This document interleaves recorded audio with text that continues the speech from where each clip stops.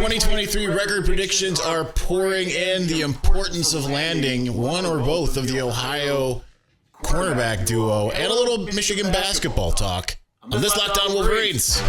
You are Locked On Wolverines, your daily podcast on the Michigan Wolverines, part of the Locked On Podcast Network.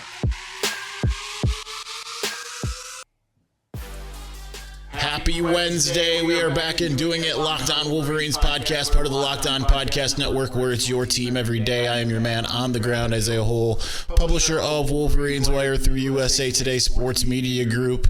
And let's get into a lot of the big networks are starting to release their predictions as to what they expect to happen in this upcoming season. And Michigan...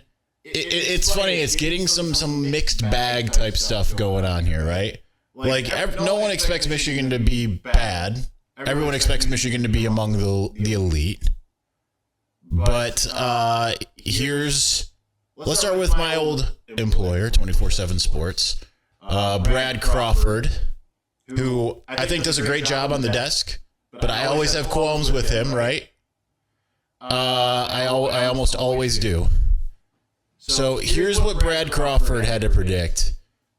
He said when it comes to the bowl projections, that's how we're getting the kind of game by game here. He had Michigan as the number 4 seed taking on Georgia, which means that because he has Ohio State as the 2 seed, he has Michigan winning out essentially, except for that Ohio State game, which. That has been the case for Brad Crawford in general. I mean, last 2 years, he had Michigan losing the game. And at least now he has Michigan in the college football playoff, because he hadn't had that until after Michigan beat Ohio State each of the last 2 years. So now at least he has Michigan going in the playoff and losing to Georgia. But still no feeling on his end that Michigan can beat Ohio State. This would be a third straight time, of course. The way he looks at it, Ohio State's still just better. I don't see how anyone can look at Ohio State and say they're probably better than they were last year. I just don't. I still think they'll be like a playoff team. I think that's certainly in the cards. I don't want to say that, because it does feel like they could take a step back. I'm not 100% sure that they won't. But when you look at, yes, Marvin Harrison, Emeka Egbuka, very good. Best receiving tandem in the country, probably. But they are notably worse at almost every position than they were a year ago. That said, Ohio State, as we've talked about many a time on this show, has had a tendency to fall upward. Whether it's with their coaches, going from, essentially, I'm going to skip Luke Fickell, but from Jim Tressel to Urban Meyer. Heck, even Urban Meyer to Ryan Day, even though Ryan Day is now 1-2 against Michigan. But his record is even more exemplary than Urban's is overall. They just are worse personnel-wise for the most part.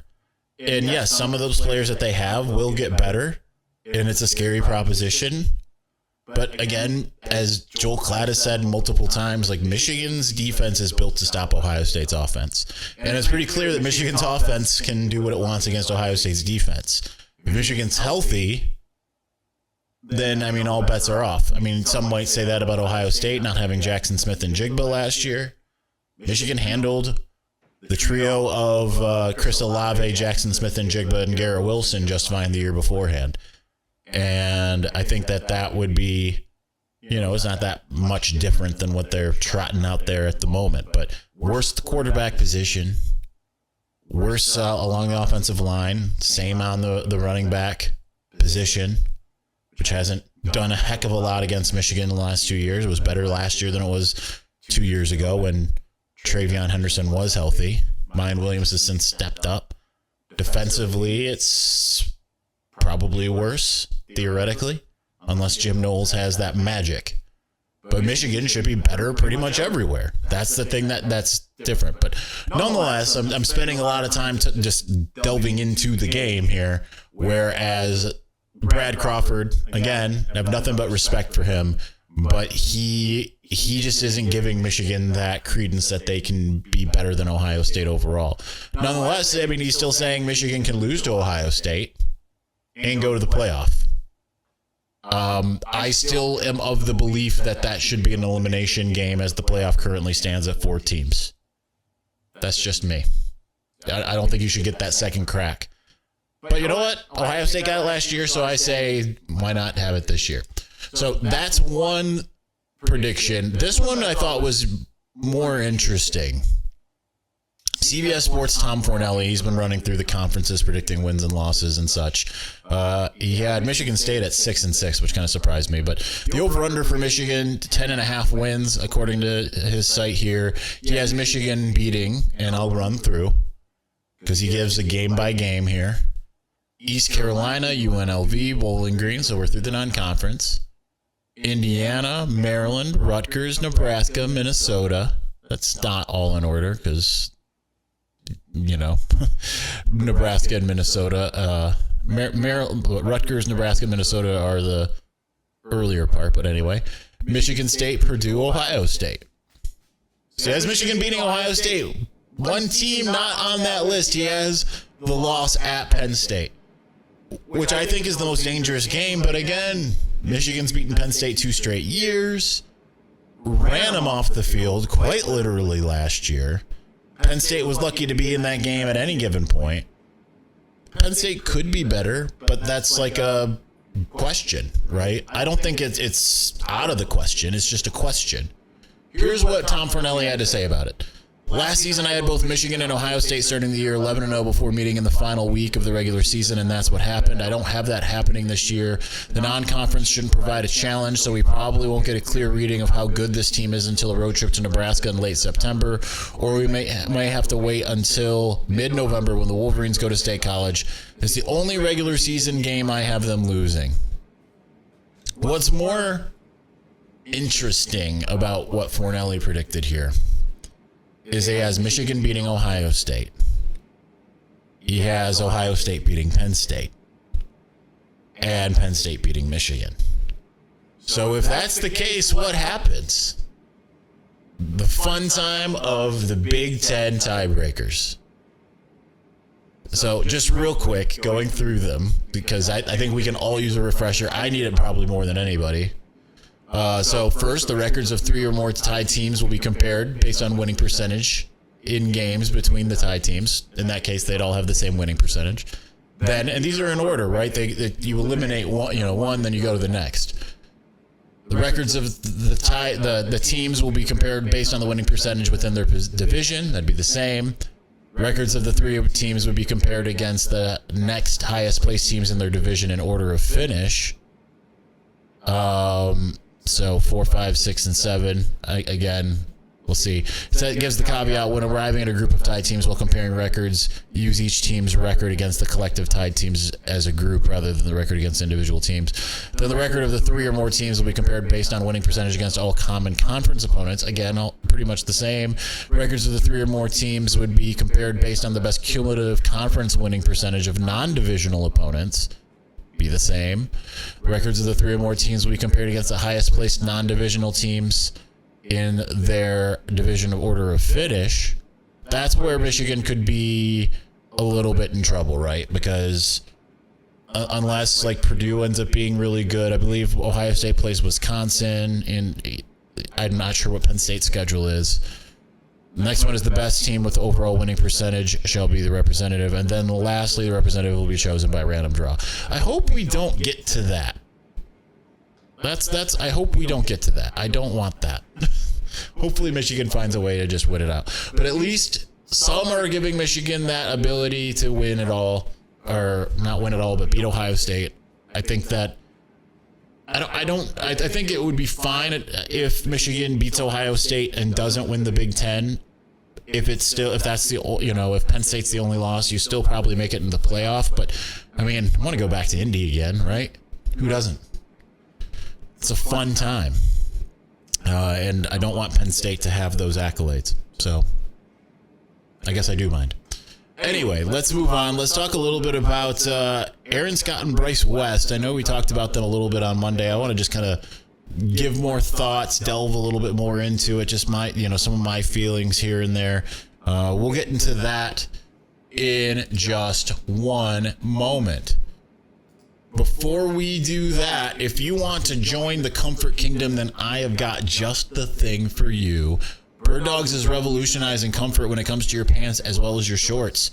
Whether you're looking for something dressy for the gym, you were trying to go out to the lake this summer, anything in between, the golf course, dinner, did I say dinner? Birddogs has got you covered. You'll look and you'll feel better wearing Birddogs, and they'll allow you the versatility of going from the beach to the golf course, right to dinner, or to your next meeting. Pretty much everything. Take my guy, Bert Kreischer, a.k.a. The Machine. He wakes up at his lake house, he goes for a swim, he smokes a cigar, grills, chills with his family, all in his summer shorts, living the life. If you want to live that same life, then go to birddogs.com/lockedoncollege. That's birddogs.com/lockedoncollege and get a free Yeti-style tumbler with your order.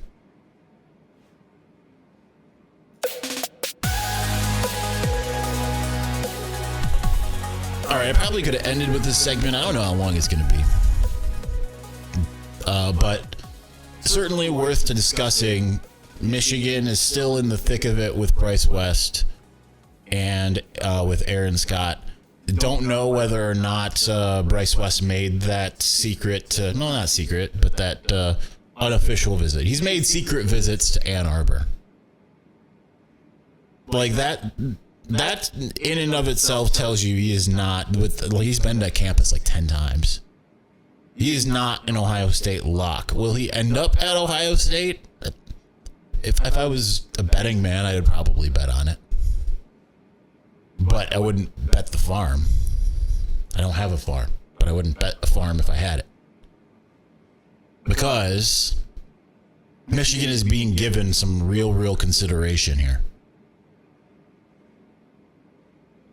But it's still difficult for you to look at a Cleveland Glenville kid that Ohio State wants in the worst way and say, yeah, they're probably going to Michigan. That's a very difficult proposition. Still, it's within the cards. And then you add in the fact that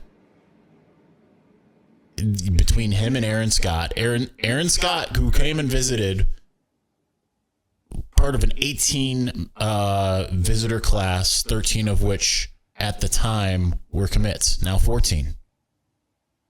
You're in a situation, and this is where I think Michigan is really smart, because I don't know that it's necessarily you get one or you get the other. I don't think that's necessarily the case at all. But what I think is really smart is that Michigan's kind of almost trying to create that. Now, if you can get Aaron Scott to commit before Bryce West, then that's the rub right there. That's how you get that done. I don't know whether or not that would happen either, but you get them around all of the guys who are going to be playing at Michigan. You let them form a bond and say, because it does seem like, at least with Aaron Scott, that it feels like that he's got a bigger, stronger bond with the players that are coming to Ann Arbor than the ones in Columbus. Maybe I'm wrong. Bryce West, I'm not really sure about that. Certainly, I mean, Aaron Scott has guys that are also going to Ohio State, the Armstrong twins and such. That being certainly not the same as, I think, what Ben Roebuck is the one that goes to school with the Armstrong twins. But it really helps, right? If you create that bond with those guys and say, I don't want to play against those guys. I want to play with those guys.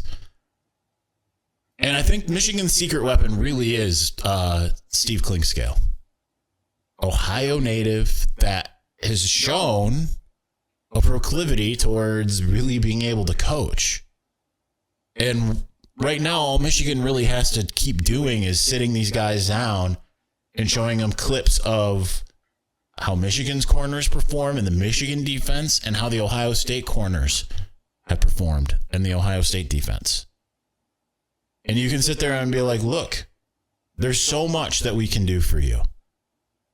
You'll be able to do man, you'll be able to do zone. You'll be able to do all these different things. We'll be able to get you into this situation where you'll be as well-rounded as possible. We're going to put you in positions to succeed. Look at how our corners did against the high-flying Ohio State offense. And guess what? They like to recruit all of these top wide receivers every single year. You can go and show that you can lock those guys down. The inverse of that, unfortunately, is you can go up against those guys in practice. Didn't really do them any good. The guys that air in Columbus, the last 2 years, really last year, because they got burnt through the air more so last year. But nonetheless, that's a compelling argument. It is of utmost importance for Michigan. Now, it won't be a disaster if they don't get either or both or whatever. It's not a disaster. The only thing that would be disappointing is you've seen some of the other targets. Andre Evans committed to LSU. I think Terrion Nichols is off the board as well, I think. So you're kind of dwindling in the ability to have corners come into the class. But losing them isn't of the worst variety as much as gaining them is of the best. Because if you gain those two guys, or honestly just one of them, then suddenly you really have everyone turning on Ryan Day. What's more, it's you get guys that know the rivalry that come and play in it. Ohio State, one of I think its issues in recent years here is they are starting to have guys who aren't as entrenched in it. It isn't. I think that's where the smartness comes when it comes to the regional aspect here, is because if you beat Ohio State and you're Michigan, you're going to be in the playoff. Now the playoff's changing anyway, but you're giving yourself the best chance to win the Big Ten. And when you get guys with a chip on their shoulder, we joked for years about Michigan State and the shoulder chips and blah, blah, blah. Unfortunately, Michigan needed that. They needed exactly that. Look at how well that worked out for Michigan State for so long. And I mean, it still has worked in the rivalry. Michigan needs exactly that, right? It needs to feel disrespected, and it's going to continue to. You know, Michigan's beaten Ohio State twice. That's an eternity in college football lifetime, right? And yet there's so many people sitting there being like, oh, well, you can't do it. I mean, I've seen comments on Twitter recently that were just like, yeah, Michigan can't beat Ohio State. Or actually, I think that was on Instagram. It was on, I think it was Aaron Scott's Instagram post of him in Michigan uniform. Like, you're really going to go to Michigan? They can't even beat Ohio State. What? That's what Michigan needs, is that chip on their shoulder, and being able to get one or two of those guys could be immeasurable when it comes to the rivalry. Immeasurable. That would be the clear sign that it is turned. But it's baby steps. Win this battle, then win the one in November. That's how it has to go. Let's talk a little Michigan basketball. They released the non-conference schedule, and then there's some bad transfer portal news as well. So we'll get to all that here in just a moment.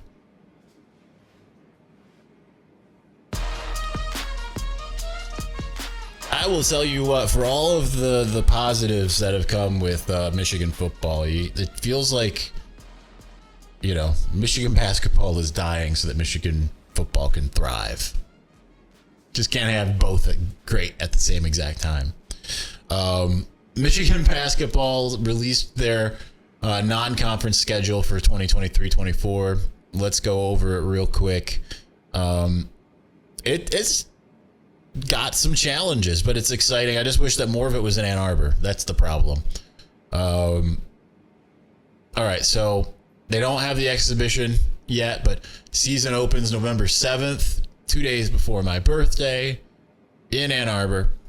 UNC Asheville, then Youngstown State, the same night as Metallica, the night before Penn State. Then they have the Gavitt tip-off games. They're going to New York to face St. John's and the Fighting Rick Pitino's. Long Beach State. Then they've got the battle for Atlantis and Bahamas. And I had this pulled up, and it wants to bring up a bunch of ads and stuff and just completely messed me up here. All right, so I've got to figure out how to get this back. Men's tournament. Okay, here we go. So Michigan is participating in that tournament, which they won a couple years ago and lost last year or 2 years ago. I can't remember. They won it in Juwan's first year, 2019. But the teams that are involved in that are Arkansas, Memphis, North Carolina, Northern Iowa, Stanford, Texas Tech, and Villanova. So that is fun. That's a fun mix of teams there. That's midweek before Thanksgiving, during Thanksgiving. Then they go to Eugene, Oregon to play at Oregon, come back home to play Eastern Michigan. And then you've got the Jumpman Invitational in Charlotte, North Carolina against Florida. And then back to Ann Arbor to face McNeese State while many of us are out at whatever bowl game that there is. So that's fun. I think that certainly, I love seeing the Power 5 teams on there. I love seeing Florida and Oregon, knowing that they can play North Carolina. I mean, St. John's isn't anything that I think is to write home about necessarily, but I mean, going up against a Rick Pitino coach team is a big deal. So I think that's exciting. I think that there are some exciting teams on there. I mean, even like Arkansas, Memphis, I mean, those are all great matchups. But as we get that, it just doesn't seem like things are still going in the right direction for Michigan basketball. After everything that's kind of happened here in the transfer portal, the Caleb Love thing being kind of the main one, all of the kind of hopes were pinned on getting Antonio Reeves from Kentucky and enrolled at Illinois State. In the transfer portal, all of that stuff, he decided apparently, according to 24/7 Sports, to come back to Kentucky. So no luck there, but Michigan is targeting a Memphis transfer here. Chandler Lawson, I mean, he's not your guard, right? Like, for all of the kind of like looking at, are they going to get like a point guard or a shooting guard? And obviously they've got a couple there, but they need more. They're looking at Chandler Lawson. He's a grad transfer from Memphis. He's 6'7". He's a forward, but also kind of a shooting guard as well. Shoots 50% from three, 56% from the field. So it could be interesting to see if they can end up getting a guy like that. Now, they've already got the three in this class as far as transfers. Trey Jackson from Seton Hall, Namari Burnett from Alabama via Texas Tech, and Olivier Nakamoa. So I don't know if I'm saying that right at all. I'm probably not. So there's still some talent there to be able to go and do some things, right? And obviously we're going to be looking at that point guard position, Doug McDaniel, and assuming it is Jalen Llewellyn still. How does Terrace Reed fit in? Terrace Reed and Terrence Williams. There's still a lot of talent and still a lot of capability. But yeah, you just want one or two more guys there. I mean, Shetter could be really good. I guess I'm not even really thinking about the freshmen at this point. But obviously losing Papa Conte, that didn't help. It's just been a tumultuous offseason. And you hope that it just kind of gets cemented, because it doesn't feel like it normally at this time around the NBA draft. I mean, that's coming up tomorrow. Usually it kind of feels like, cool, NBA draft is happening and we can get excited about what's going to come in the fall. And I'm not feeling that at the moment from either internally or just externally. So they've got to figure some things out. I am excited about seeing the schedule release and everything and getting that all kind of cemented. I think that'll be fun. But definitely need some reasons for some optimism and some excitement. That is for sure. Paul Mulcahy from Rutgers supposedly not currently considering Michigan. So that's disappointing as well. All right, that's going to do it for us today. I haven't put out the question as of yet. It will be up eventually here for the mailbag. Get your questions in on Twitter, responding to my prompt. So that will be Thursday. Thanks for watching. Thanks for listening. We'll be back soon. Peace.